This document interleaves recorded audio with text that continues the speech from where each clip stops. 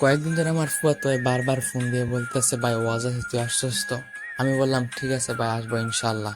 তো আজকে সেই দিন, ভাবলাম তো চলেই যাই, কিন্তু বাহিরে এই রোদের তাপ মনে হইতেছে সূর্যমা কানের পাশে মাইক দিয়ে বলতেছে, ঘর থেকে বার হইস না, ঘর থেকে বার হইস না। তাও হাল ছাড়লাম না। কিছুক্ষণ হাঁটার পর একটা অটো পাইলাম।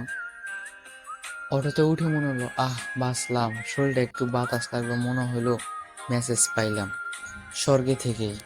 Enjoy the ride bro. গুদারা ঘাটে পৌঁছে দেখি নদী একেবারেই শান্ত। এরকম শান্ত আমি শেষ কবে দেখছি, একবারে ভুলেই গেছি। আমি উঠে বললাম নৌকায়। নদীর বাতাস এক অদ্ভুত শান্তি। কিছুক্ষণ বসে থাকার পর নৌকা ছাড়লো।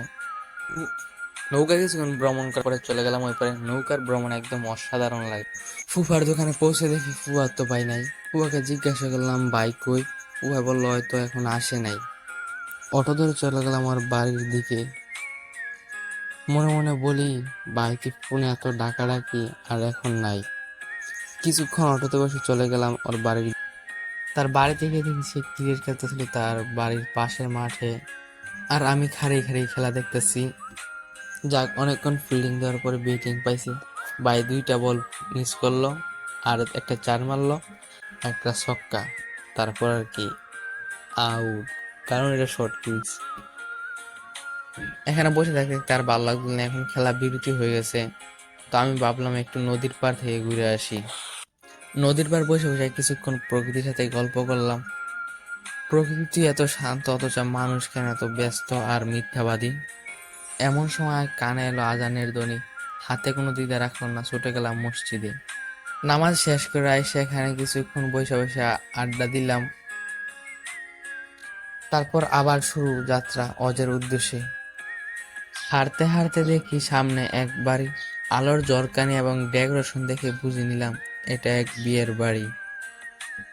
মনটা আমার কেমন জানি হলো। এই আলো আমার চোখে জ্বলা ধরা, মনটা একটু কষ্ট। কিছুক্ষণ হাঁটার পরে সে আলো যন্ত্রণা থেকে মুক্তি পাইছি। ওয়াজের ময়দানে পৌঁছে প্রথমে এক প্লেট চটপুরি খেয়ে নিলাম। তরমুজের মতো মিষ্টি না হলো, মনটা একটু শান্তি দিল। তারপর মঞ্চে এলাম। আমাদের প্রধান মেহমান শফিকুল ইসলাম মাদানী।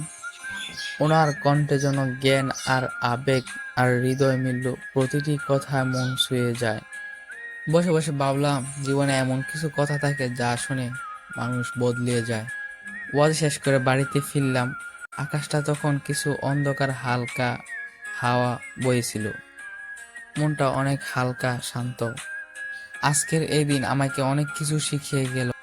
সবসময় যা ভাবি জীবন ঠিক তো, কিন্তু প্রতিদিন প্রতি মুহূর্ত আল্লাহ একটি শিক্ষা লুকিয়ে থাকে।